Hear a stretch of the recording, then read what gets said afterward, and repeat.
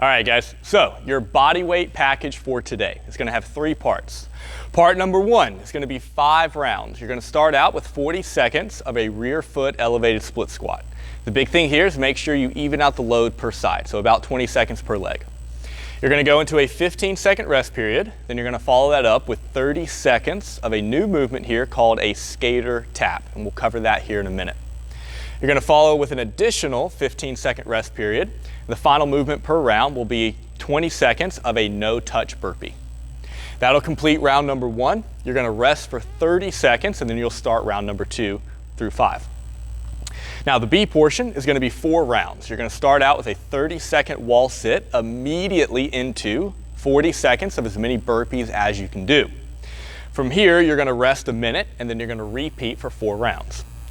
The C portion is going to be 5 rounds. You're starting out again with a new movement here. It's 40 seconds of what we call a transition plank. You're going to rest for 15 seconds, then you're doing 30 seconds of what we call a plank toe tap. And again, it's a newer movement that we've introduced. 15-second rest follows that up, and the final movement per round will be 40 seconds of V-ups or V-tucks. You'll rest here only 20 seconds per round, all right? So we're cutting off a significant amount of your rest period in order to keep your heart rate a little higher and get you out. Now, back to the top here, the rear foot elevated split squat. Big thing here is find something to put your foot on that won't slide out from under you.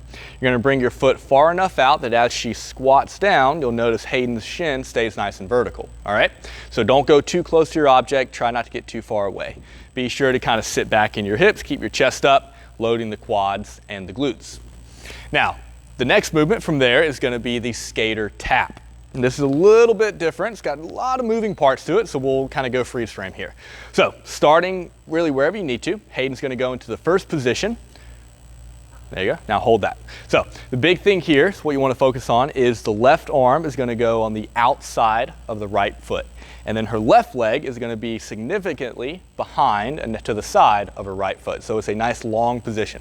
Now from there, she's gonna transition to the other side, stepping and reversing that position. She's gonna come back to the other side.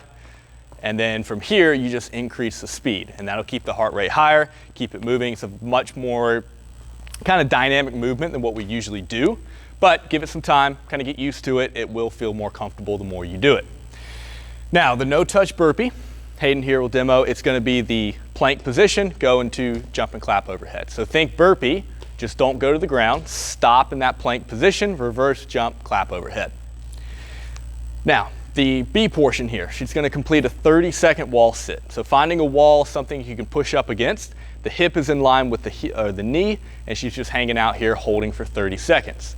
Immediately, she's going to go now into the full version of the burpee. So we're putting chest to ground as she comes up, jump and clap overhead. Just be sure to get the chest all the way down to the ground.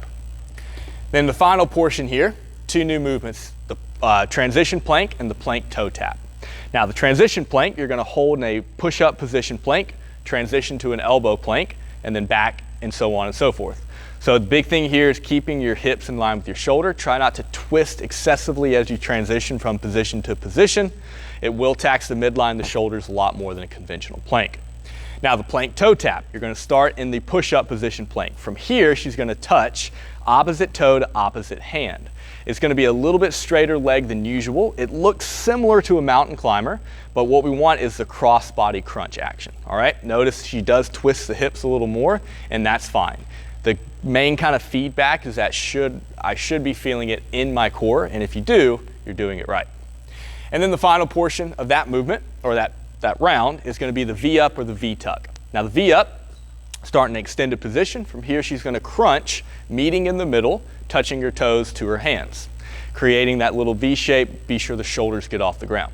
If you need to adjust that a little bit, you can do the V-tuck. From here, she's going to tuck her knees to her chest, going back into the long position. Just be sure to create the V shape in the middle of the body, and then you can do the knees to the chest, or you can try to keep your legs a little straighter there. All right, guys, enjoy.